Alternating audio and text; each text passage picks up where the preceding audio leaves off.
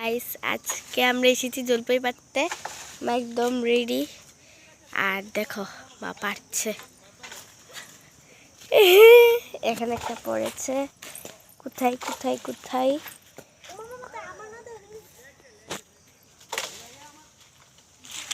কত বড় গাছ দেখো, বাপরে পড়ছে। ওই আমার এখানে একটা পড়েছে জলপাই। মা কালেক্ট করছে। আর ওইখানে দেখো আমাদের ঝুড়িতে কতগুলি এসেছে, অনেকগুলি এসেছে। একটাইও দেখো দেখো গাইস জলপাই, যে যে জলপাই খাবে আমাদের এখানে এসে পুরো কত বড় গাছ।